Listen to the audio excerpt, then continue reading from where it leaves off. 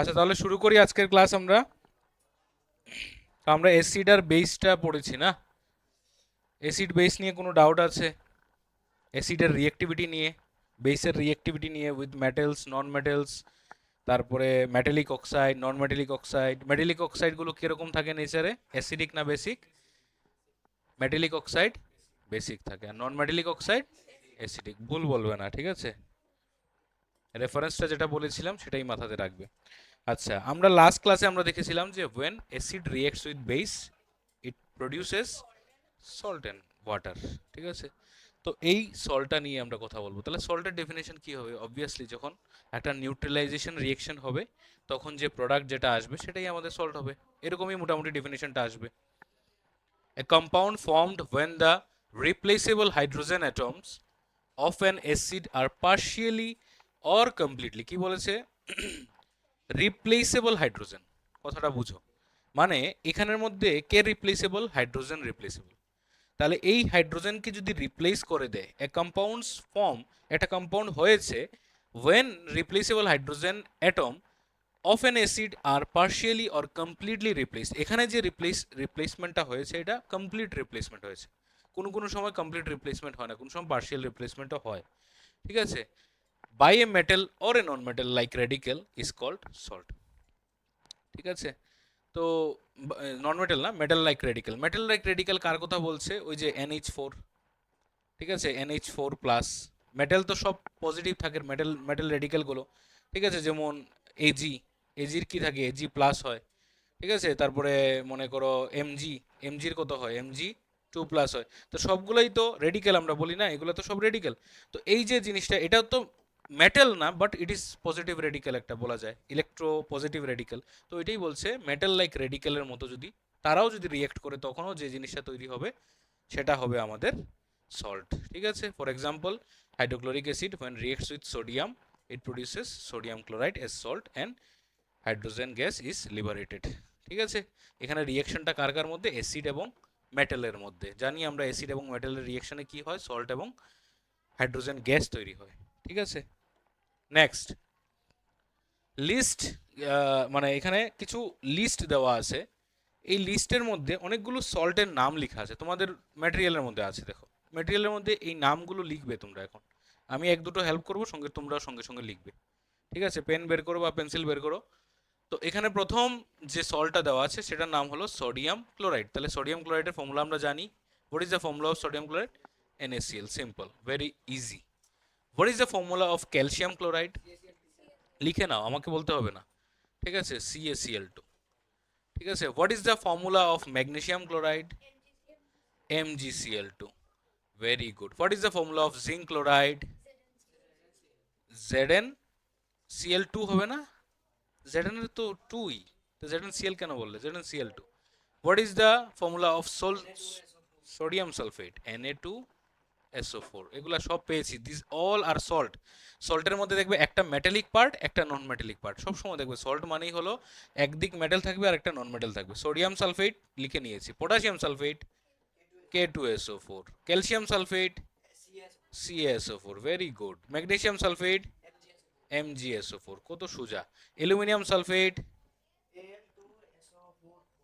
Very good, Al2SO4 whole 3, very good. Zinc carbonate ZnCO3 হবে না? কার্বনেটের তো 2, 2 না? ক্যালসিয়াম কার্বন, হ্যাঁ, ZnCO3। পটাশিয়াম নাইট্রেট KNO3, পটাশিয়ামের 1, নাইট্রেটও 1 থাকে। Sodium carbonate Na2CO3, very good. Zinc carbonate ZnCO3। Sodium acetate, sodium acetate CH3COONA। এটা একটু out out of syllabus একটু। CH3COONA নামটা লিখে রেখে দাও, ঠিক আছে? ওই যে CH3COO, যে এটাকে অ্যাসিটেট গ্রুপ বলি আমরা, ওই গ্রুপটার নাম CH3COONA, sodium acetate. Ammonium sulphate NH4 NH4 whole two হবে না, NH4 হোল টু SO4, ঠিক আছে, ক্লিয়ার? আচ্ছা, তাহলে এই সবগুলো সল্টই আমাদের অলরেডি পড়া আছে, শুধু একটা সল্ট এখানে একটু নতুন হয়তো বা সোডিয়াম অ্যাসিডেটটা, ঠিক আছে, নিজে লিখে নাও, এগুলো আবার দেখে দেখে লিখতে হয় নাকি? CH3COONA। আচ্ছা, নেক্সট টাইপস অফ সল্ট। হ্যাঁ, সল্ট নর্মালি আমরা প্রথম পাই কি নর্মাল সল্ট। নর্মাল সল্ট মানে কি, যখন, না না না, ঠিক আছে, এটা এটা হ্যাঁ বলতে বলা যেতে পারে, যেটা আমরা ব্যবহার করি এটাকে সিম্পল সল্ট বলা যায়। A salt is formed when all the replaceable hydrogen atoms of an acid are completely replaced by a metal, মানে কমপ্লিট যখন রিপ্লেশন হয়, ঠিক আছে, মানে পুরো একদম ওই যে ডিসপ্লেসমেন্ট রিঅ্যাকশন লড়াবে না, ডিসপ্লেসমেন্ট রিঅ্যাকশন যখন হবে তখন কমপ্লিট যদি ডিসপ্লেসমেন্ট হয়, কোনো ধরনের কোনো হাইড্রোজেন যদি না থাকে, তখন যে সল্টটা তৈরি হয়, দেখো এখানে হাইড্রোজেনের কোনো নামগন্ধই নাই, কিন্তু কিন্তু সব জায়গাতে হাইড্রোজেন ছিল, কিন্তু এটা ছিল H2SO4 থেকে তৈরি হয়েছে। বুঝতে পারো তো জিনিসটা কোন অ্যাসিড থেকে হয়, এটা HCl থেকে হয়েছে, এটা এটা এটা কার থেকে হয়েছে, Na Na2CO3 থেকে হয়েছে হয়তো বা, না না Na2CO3 তো আসেই, Na H2CO3, ঠিক আছে, H2CO3 কার্বনিক অ্যাসিড থেকে হয়েছে, সোডিয়াম কার্বনেট। এটা হয়েছে তোমার H2SO4 থেকে হয়েছে।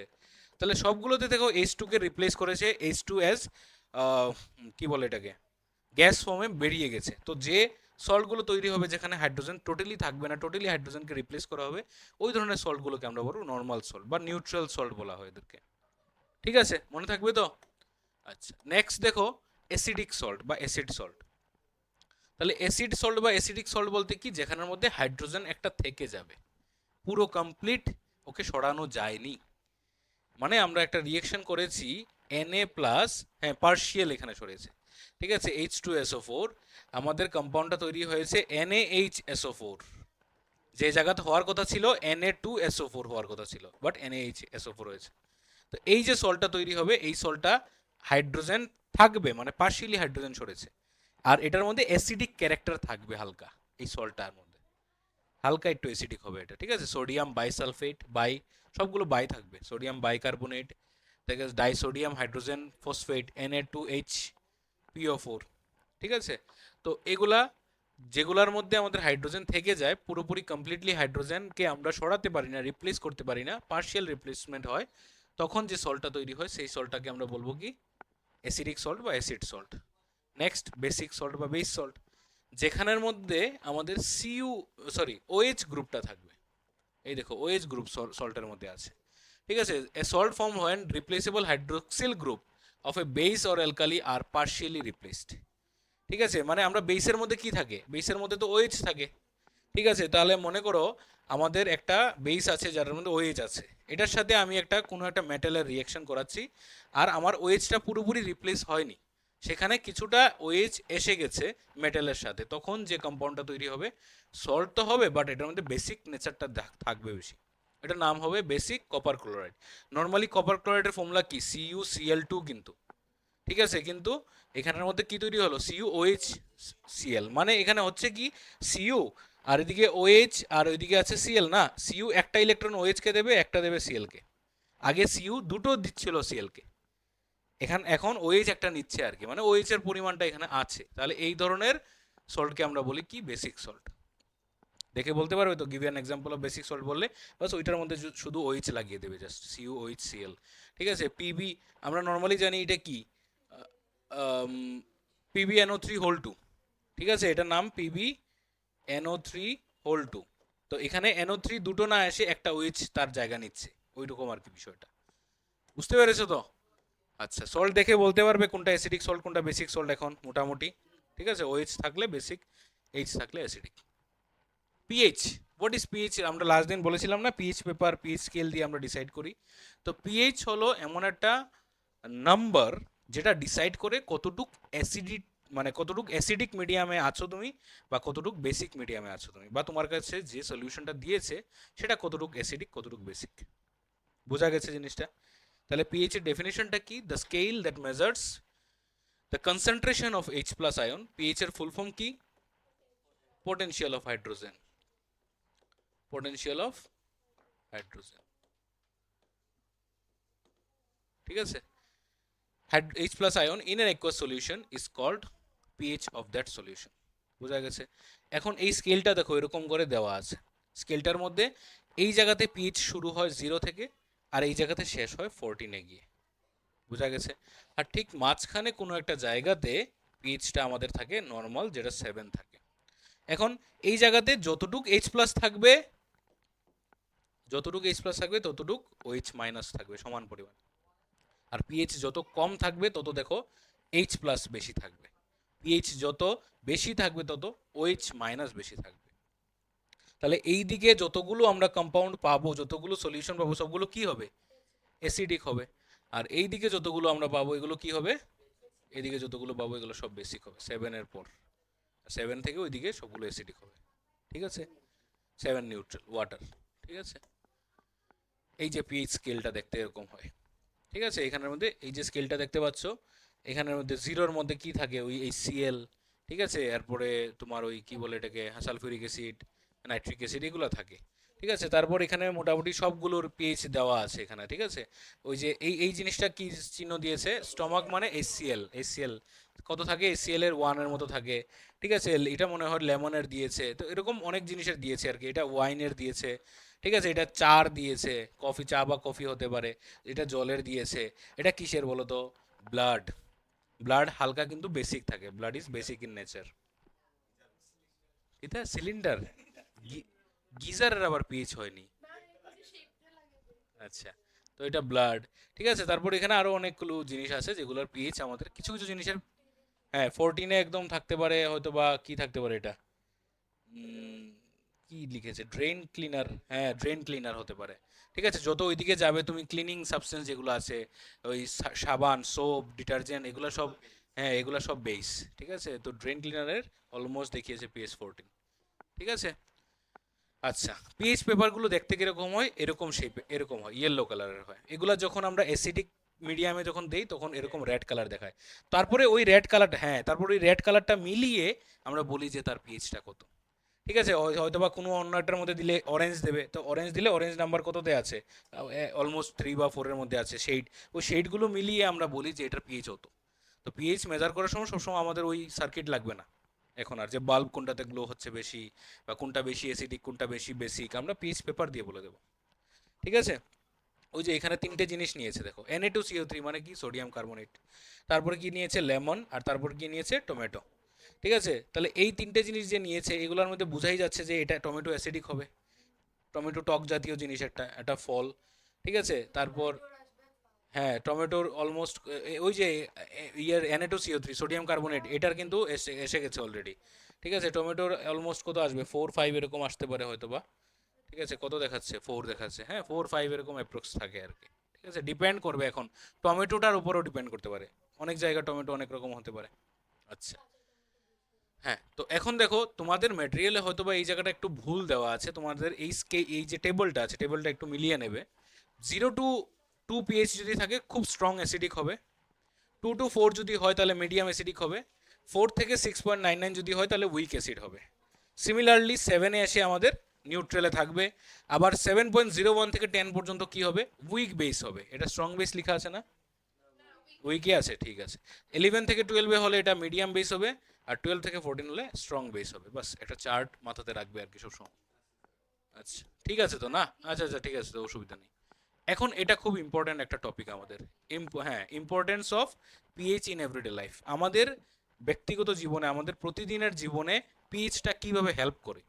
শুধু এটা পড়াশোনার জিনিস না, ঠিক আছে, এটা ডেইলি আমাদের ইউজের জিনিসও আছে। এটা এই পিএইচটা আমাদের প্রতিদিন ইউজও করতে হয়, ঠিক আছে। তোমরা হয়তো বা দেখেছো বা অনেকে নাও দেখতে পারো যে গ্রামের মধ্যে ফার্মার্সরা কি করে কয়েকদিন পরে পরে ওনাদের যে, না ওনার যে ফার্মিংয়ের যে ল্যান্ডটা আছে সেই ল্যান্ডের থেকে মাটি নিয়ে নিয়ে ওই যে আমাদের, হ্যাঁ টেস্ট করায় এগ্রিকালচার অফিসে গিয়ে টেস্ট করায়, পিএইচ ভ্যালুটা দেখে ঠিক আছে নাকি, ঠিক আছে। কোনো সময় গাছ মরে গেলে মাটিটা নিয়ে টেস্ট করায়, তখন ডক্টর বা ওইখানে ডক্টর না মানে ওই যে কি বলে এটা, হ্যাঁ, কেমিস্ট যে আছেন বা এগ্রিকালচারিস্ট যে আছেন, উনি ওনাকে প্রেসক্রাইব করে দেন, বলে দেন আর কি যে এটার মধ্যে তুমি একটু অন্য একটা কিছু দাও, যদি অ্যাসিডিক হয়ে যায় তাহলে বেস মিশিয়ে দাও।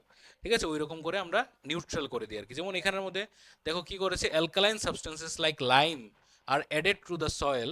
Lime neutralises. হুম। চুন চুন চুন চুন মিশানো হয় মাটির সাথে, কারণ চুনটা আমরা জানি it is basic in nature. তাহলে বেসিক জিনিস যদি আমরা অ্যাসিডিক মিডিয়ামের মধ্যে যাই তাহলে কি হবে, নিউট্রাল। তাহলে ওই ওই মাটিটা নিউট্রাল হয়ে যাবে, তখন গাছগুলো কি করতে পারবে, জলটা টানতে পারবে। কারণ আমরা জানি যে গাছ রুটস দিয়ে ম্যাক্সিমাম জল নেয়, পাতা দিয়ে তো খুব কম নেয়। ঠিক আছে, তো রুটস দিয়ে যেহেতু ম্যাক্সিমাম জল নেয়, তো মাটি যেটা, এই মাটিটা যদি বেশি অ্যাসিডিক থাকে, তাহলে মাটির সাথে যে জলটা থাকবে সেটাও অ্যাসিডিক হবে। আর অ্যাসিডিক জল সে নিতে নিতে একটা সময় পরে গাছগুলো মরে যাবে, কারণ অ্যাসিডিক জল সে নিয়ে ইউজ করতে পারবে না, এগুলো গাছের জন্য হার্মফুল। হুম। হুম। এটা দেওয়া হয়, এটা তো ফার্টিলাইজার হিসেবে ইউজ করা হয়। মানে এটা তো কার্বন না, এটা তো একটা কি বলা যায়, এটা প্ল্যান্ট প্রোডাক্ট থেকেই তো জিনিসটা এসছে। ঠিক আছে, এটা তো ন্যাচারাল একটা জিনিস। তো এটা তো দেওয়া হয়, এটা সার হিসাবে দেওয়া হয়। তো আমরা অনেক ইয়েতে দিই না আমরা, ওই কি বলে এটাকে, এই চা পাতা যে আছে না, রান্না করার পর চা চা করার পর চা পাতাটা তো আমরা দিয়ে দিই, কেন দিয়ে দিই, কারণ এটা তো প্ল্যান্ট প্রোডাক্ট থেকে এসছে। এটা ডিকম্পোজ হয়ে আবার নাইট্রোজেন তৈরি করবে সে। ঠিক আছে, তোমরা ফার্টিলাইজার হিসাবে ইউজ হবে, হ্যাঁ, ম্যানিউরস হিসাবে ইউজ হবে। তো ন্যাচারাল ফার্টিলাইজার এগুলা। ঠিক আছে, তো এটা অন্য একটা বিষয়। নেক্সট হলো টুথ ডিকে। এটা খুব ইম্পর্ট্যান্ট একটা প্রশ্ন, যে আমরা ব্রাশ যে করি প্রতিদিন, কেন ব্রাশ করি? এমনিতে দাঁত সুন্দর লাগার জন্য না কিন্তু। ঠিক আছে, দাঁতগুলো ভালো থাকার জন্য, ক্যাভিটি না হওয়ার জন্য। ঠিক আছে, কি হয় যখন আমরা ব্রাশ যখন না করি, রেগুলার ব্রাশ না করি, তখন আমাদের দাঁতের মধ্যে যে জার্মসগুলো থাকে, সেই জার্মসগুলো আমাদের, আমরা খাওয়া দাওয়া করি, তো খাওয়া দাওয়া করে তো মুখ দই, তারপরেও দাঁতের মধ্যে চিপা চিপায় গিয়ে ওই যে মানে সুগারি সাবস্টেন্স যেগুলো আছে, সুগারি সাবস্টেন্স মানে শুধু চিনি না কিন্তু, সব ধরনের সাবস্টেন্সের মধ্যেই সুগার আছে কিন্তু। ভাত টাত খাও, ডাল খাও, সবগুলোর মধ্যে গ্লুকোজ আছে। তো ওই জিনিসগুলো, ওই ইনসেক্ট ইয়েগুলো, ইনসেক্ট কি বলি, জার্মসগুলো, ব্যাকটেরিয়াগুলো, হ্যাঁ, মাইক্রোব্যাকটেরিয়াগুলো, এগুলা খেতে আসে ওগুলা। তো ওরা যখন ওই ইয়েগুলো, ফুড ফুড প্রোডাক্টগুলো খায়, মানে ওই সুগারগুলো খায়, খাওয়ার পর ও একটা অ্যাসিডিক সাবস্টেন্স বা অ্যাসিডিক একটা সলিউশন বলতে পারো, আমাদের দাঁতের মধ্যে ছাড়ে। আর এটা after long interval of time, এটা যদি কন্টিনিউয়াস চলতে থাকে, তখনই আমাদের দাঁতের মধ্যে ওই যে ইয়েলো কালারের যে দাগ পড়ে যায় পুরো, এটাকে কি বলি আমরা, না না, এটাকে কেভিটি বলি না তো, ওই যে পুরো পেল ইয়েলো কালার যে অনেকের দাঁত হয়ে যায় যে, ঠিক আছে, দাঁতের মধ্যে যে একদম পরে একদম কালারিং পড়ে যায়, ওই জিনিসটা একটা সময় পরে হয়ে যায়। এখন আমাদের যে স্প্লিট যেটা আছে, আমাদের যে থুতু যেটা আছে, এটা কিন্তু একটু অ্যাসিডিক মিডিয়ামে থাকে। এটা যদি তুমি পিএইচ পেপার দিয়ে মেজার করো, এটা অ্যাসিডিক পাবে। কেন এটা অ্যাসিডিক করানো হয়েছে, মানে আমাদের ক্রিয়েচার গড বা যেই বলো, কেন এটাকে অ্যাসিডিক দিয়েছে, কারণ ওই যে আহ, কি বলে এটাকে, অ্যাসিডিক না তো, এটা বেসিক থাকে। কি বলছি আমি, উল্টো বলছি আমি, এটা বেসিক থাকে। ঠিক আছে, এটা বেসিক নেচারে থাকে আমাদের স্প্লিটটা। তো বেসিক নেচারে কেন থাকে, কারণ ওই যে মাইক্রো ব্যাকটেরিয়ারগুলো যে কন্টিনিউয়াস, যে সে তোমার দাঁতের মধ্যে, যে সে মানে এটাকে এক ধরনের পটির মতো আর কি জিনিসটা, ও পটি করে এটা। ঠিক আছে, একদম প্রপার যদি আমি ওয়ার্ড ইউজ করি, তাহলে সে তোমার দাঁতের মধ্যে খাওয়ার পরে সে এটা এক্সক্রেট করে, তার এক্সক্রেটাটা অ্যাসিডিক মিডিয়ামের থাকে। তো সঙ্গে সঙ্গে তোমার যখন থুতু বা তোমার যে স্যালাইভাটা আছে, ওই স্যালাইভাটা যখন এটার সাথে মিশে যায়, তখন কিছুটা এটাকে নিউট্রালাইজ করে দেয়। কিন্তু সবটা করতে পারে না, তখন আমাদের ব্রাশ করতে হয়, বাইরে থেকে আমাদের ওই কি বলে এটাকে বেস ইউজ করতে হয়। ঠিক আছে, আমরা দেখবে, আমরা তো ব্রাশ তো মানে এটা তো কত মানে মোটামুটি ধরো কত বছর হবে, 50 60 বছর 100 বছর হবে যে টুথপেস্টটা বেরিয়েছে। এর আগে মানুষ কি করে ব্রাশ করতো, ম্যাক্সিমাম দেখেছো নিমের ডাল দিয়ে। নিমের ডালটা কি, এটা বেসিক মিডিয়াম। ঠিক আছে, তো নিমের ডালটা ওই কারণে ইউজ করা হতো। ঠিক আছে, তো দেখো এটা একটু একটা অ্যানিমেশন আছে সুন্দর। ঠিক আছে, দেখলে তোমরা বুঝতে পারবে যে পুরো বিষয়টা কিরকম হয় আর কি। ঠিক আছে, দাঁতের মধ্যে ক্যাভিটি যে হয় কি কারণে হয়, ওই ব্যাকটেরিয়াগুলোর জন্যই হয়। ঠিক আছে। ঠিক আছে, তো ওই যে সুগারি সাবস্টেন্সগুলো আছে, আমরা কন্টিনিউয়াস খাই এগুলো, ওই যে দাঁতের মধ্যে অনেকটা লেগে থাকে কিন্তু। তো এই যে ব্যাকটেরিয়াগুলো আছে, এই ব্যাকটেরিয়াগুলো ওইগুলো খায়, আর খাওয়ার পরে they excrete those acids in our teeth বা ইন আওয়ার টুথ।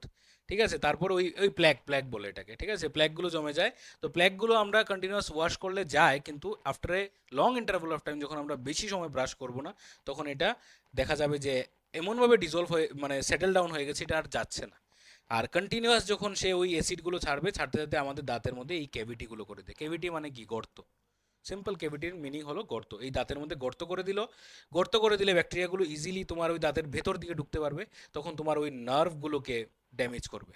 তো তখন তুমি যখন কিছু খাবে ঠান্ডা বা গরম জিনিস, তখন ওই দাঁতের চিপা দিয়ে ঢুকে যাবে। তখনই আমাদের যে ওই যে ক্যা আপকে মসুরে মে দর্দ है, ক্যা আপকে টুথ में से नमक है, তো ওই যে সেন্সিটিভিটিটা যে হয় আমাদের মানে গরম জিনিস বা ঠান্ডা জিনিস খেলে, this is the only reason. ঠিক আছে, এই এই জিনিসের জন্য হয়। ও তো সল্ট দেওয়া হয় আর কি, মানে এটা বেসিক সল্ট আর কি, নামাক খেয়ে কয়টা আসলে বেসিক সল্ট দেওয়া হয়। ঠিক আছে, তো দিস ইজ দ্য থিং আর কি। তো তার জন্য আমরা সবসময় আমাদের ব্রাশ প্রয়োজন আর কি। Change change in water pH, আবার নাড়িয়েছ, ঠিক আছে, চেঞ্জ ইন ওয়াটার পিচ। এখন দেখো কোনো কোনো সময় একটা জিনিস দেখা যায় যে ওই পুকুরের মধ্যে হঠাৎ করে পুকুরের থেকে মাছগুলো মরে যাচ্ছে। ঠিক আছে, মাছগুলো ফুলে ফুলে মরে যাচ্ছে, বোঝা যাচ্ছে না কি রিজন হতে পারে। হ্যাঁ, চুন দেয় পুকুরের মধ্যে, কেন? কারণ অ্যাসিডিক মিডিয়াম বেশি হয়েছে। এটা কেন হতে পারে? এখন মাটির মধ্যে তো অ্যাসিডিক মিডিয়াম বাড়ার রিজন আমরা জানি না। মাটির মধ্যে কেন বেড়ে যায় অ্যাসিডিক মিডিয়াম, এটা জিজ্ঞেস করলে না? Due to acid rain, one of the main reason. ঠিক আছে, একটা পার্টিকুলার এরিয়াতে যদি খুব বেশি অ্যাসিড রেইন হয়, তাহলে এই অ্যাসিড রেইনের জলটা কোথায় যাচ্ছে? মাটিতে। হ্যাঁ, হ্যাঁ, ওই তো মানে ফ্যাক্টরি থেকে কি বেরোয়? সালফার ডাইঅক্সাইড বেরোয়, নাইট্রোজেন ডাইঅক্সাইড বেরোয়, কার্বন ডাইঅক্সাইড বেরোয়, এগুলা থেকেই তো অ্যাসিড রেইন হয়। আমরা আজকে পড়বো অ্যাসিড রেইনের কিছু বিষয়, কিভাবে হয় অ্যাসিড রেইনটা। তো সিমিলারলি তোমার যে পুকুর যদি থাকে, তোমার পুকুরের মধ্যে সেই জলটা পড়বে, তো জলটা পড়লে সেই জলটাকে অ্যাসিডিক করবে সে, তো মাছগুলোর বাঁচতে অসুবিধা হবে, তাদের ওই মানে ব্রিদিংয়ে প্রবলেম হবে। তো এই রিজনের জন্য আমাদের কি করতে হবে? চুনগুলো মিশাতে হবে। চুনটা কি করবে? ওয়াটারটাকে নিউট্রালাইজ করে দেবে। ঠিক আছে, তারপর তার মানে ফেভারেবল তার ক্লাইমেট মানে ওয়েদার হয়ে যাবে, যাতে করে সে ওইখানে থাকতে পারে আর কি। এখানে পিএইচ দিয়েছে কিন্তু, if the pH drops below 5.6, এটা মনে রাখবে, aquatic life is threatened to neutralise the excess acidity and appropriate amount of lime বা calcium oxide is mixed with the water. যদিও ক্যালসিয়াম অক্সাইড থেকে বেশি দেখা যায় ক্যালসিয়াম হাইড্রোক্সাইডই মেশানো হয়, ডাইরেক্ট চুন খুব কমই দেওয়া হয়, দিলেও অনেক কম পরিমাণে দেওয়া হয়।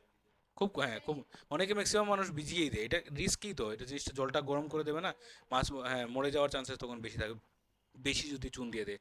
ঠিক আছে, পুকুর থেকে দেখা যাবে যে এরকম বাবলস উঠছে, ঠিক আছে, মাছ বয়েল হয়ে যাচ্ছে, প্রচন্ড গরম হয়ে যায়, তো জল প্রচন্ড গরম হয়ে যায়, তোমরা বাড়িতে করে দেখবে, ধরতে পারবে না, প্রচন্ড গরম হয়ে যায়।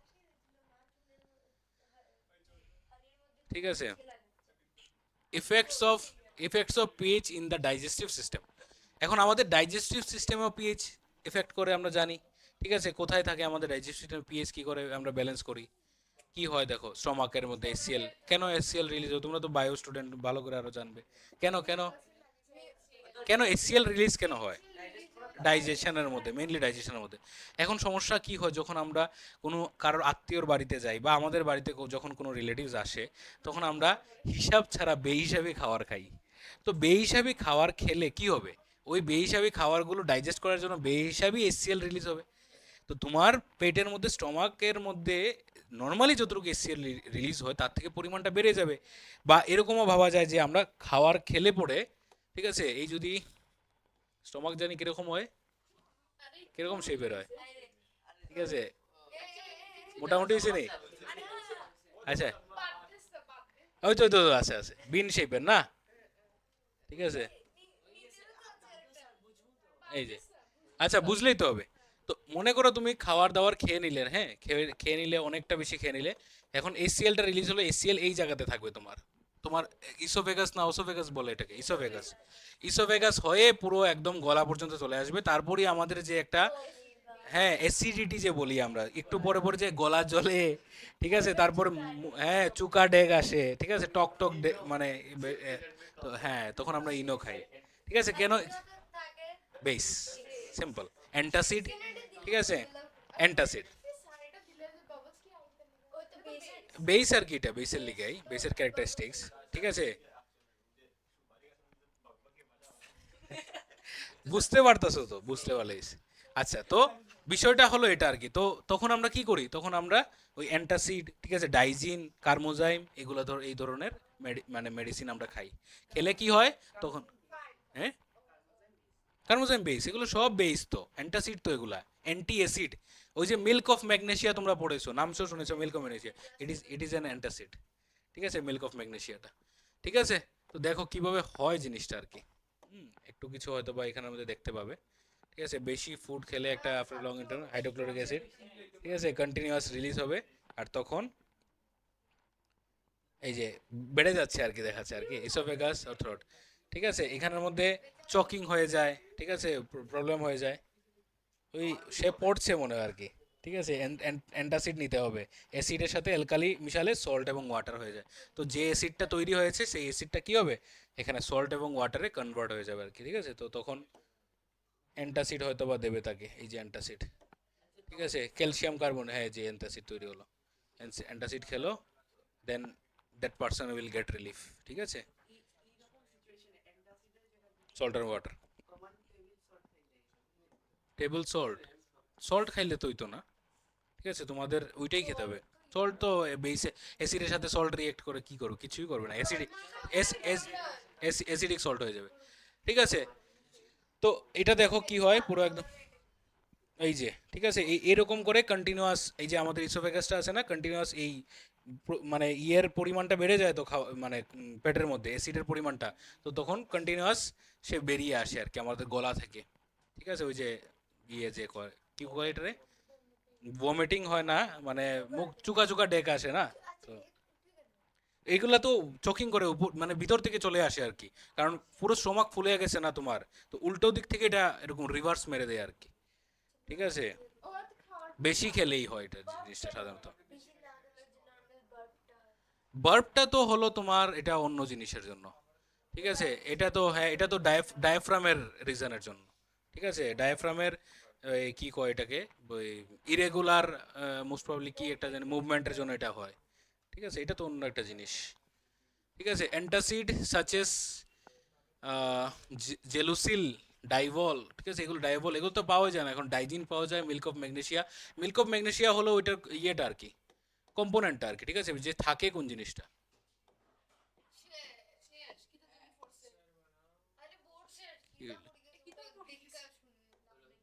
ঠিক আছে, নেক্সট দেখি কি আছে, effects of pH in the digestive system. আচ্ছা, এটা একটু একটা জিনিস, এটা হলো যে এইচসিএলটা কতটুকু ডেঞ্জারাস আমাদের স্টোমাকের মধ্যে। ঠিক আছে, তো দেখো দাঁতও গোলাতে প্রচন্ড ডেঞ্জারাস কিন্তু এইচসিএল অ্যাসিডটা, তো আমাদের পেটের মধ্যে এই এইচসিএলটা আছে, তারপরেও আমরা বেঁচে আছি কেন, due to that mucus layer. কতটুকু ইম্পর্টেন্ট দেখো সেই মিউকাস লেয়ারটা, বুঝতে পেরেছো? আচ্ছা, দেখো এখানের মধ্যে নেক্সট হইতেছে হোয়াট ইজ অ্যাসিড রেইন। ঠিক আছে, নেক্সট হচ্ছে আমাদের অ্যাসিড রেইন। অ্যাসিড রেইনের ডেফিনেশনটা দেখি, acid rain is caused when acidic oxides. ঠিক আছে, অ্যাসিডিক অক্সাইড কার কথা বলছে বলো তো, মানে ইয়ে মেটালিক না নন মেটালিক, নন মেটালিক অক্সাইড। ঠিক আছে, in the atmosphere produced by various natural sources such as sulphur dioxide, মানে হ্যাঁ তাদের কথা বলছে আর কি, sulphur dioxide, nitrogen dioxide etcetera undergo prolonged reactions with oxygen, ozone and water vapor in the air to form different types of acids. These acids then come down to the earth's surface in the form of dew, snow or rainwater. When the concentration of these acids in rainwater exceeds the normal level, then it is called acid rain, এবং এটা কত থাকে, usually 5.6। ঠিক আছে, rainfalls below 5.6 are called acid rain। 5.6 এর নিচে যেগুলো, 5.6 এর উপরে হলে অ্যাসিডিক হবে, কিন্তু এতটা বেশি অ্যাসিড রেনের নাম দেবো না তাকে, অ্যাসিড রেনের নাম তখনই দেবো 5.6 এর নিচে। আর এই অ্যাসিড রেনগুলো আমাদের শরীরের জন্য ততটা বেশি খারাপ না, কিন্তু আমাদের ড্রেসকে অনেকটা মানে ইয়ে করে আর কি, মানে হ্যাম্পার করে, আমাদের ড্রেসগুলো নষ্ট হয়ে যায়। ঠিক আছে, ড্রেস কাপড় যেটা বলি আমি, অ্যাসিড রেনের মধ্যে যদি তোমরা ভিজে থাকো তাহলে এমনিতে শরীরের কোনো ততটা বেশি ক্ষতি করে না, স্কিনে হালকা হয়তো বা অল্প একটু করতে পারে, কাপড়ে বেশি করে আমি সাধারণত দেখেছি কাপড়টার মধ্যে। এবং একটা কোশ্চেন আসে খুব সুন্দর, ওই যে তাজমহলের যে এই শাইনটা, ঠিক আছে, তাজমহলের শাইনটা কেন নষ্ট হয়, due to this acid rain. প্রতি বছর তাজমহলকে যে রিপেয়ার করতে হয়, রিপেয়ারের জন্য প্রচুর টাকা খরচ করতে হয়, কারণ এটা তৈরি করা হয়েছে পুরো মার্বেলস দিয়ে। আর মার্বেলস কি, ক্যালসিয়াম কার্বনেট, ক্যালসিয়াম কার্বনেট কি বেস, তার রিয়েকশন হচ্ছে অ্যাসিড বেসের, তাহলে এখানে তো কন্টিনিউয়াস এটা ডিকম্পোজিশন হচ্ছে, অ্যাসিড বেসের রিয়াকশনে নষ্ট হচ্ছে, তো এটা রিপেয়ার করতে কন্টিনিউয়াস ইউজ করতে হয়। এটা একটা কোশ্চেন আসে তাজমহল থেকে। ঠিক আছে, এখান থেকে এটা অ্যাসিড বেসের রিঅ্যাকশন থেকে আসতে পারে। ক্লিয়ার? আচ্ছা, দেখো অ্যাসিড রেইনের পুরো গল্পটা তোমরা এখানে দেখতে পারবে, ঠিক আছে, যে পুরোটা কি করে হয়। ঠিক আছে, এটা হয়তো বা সাউন্ড তো দেওয়া যাবে না এটা, ঠিক আছে। ঠিক আছে দেখো, না না, ঠিক আছে আমি এখান থেকে চালাই, বেশি জায়গা দেখতে হবে না।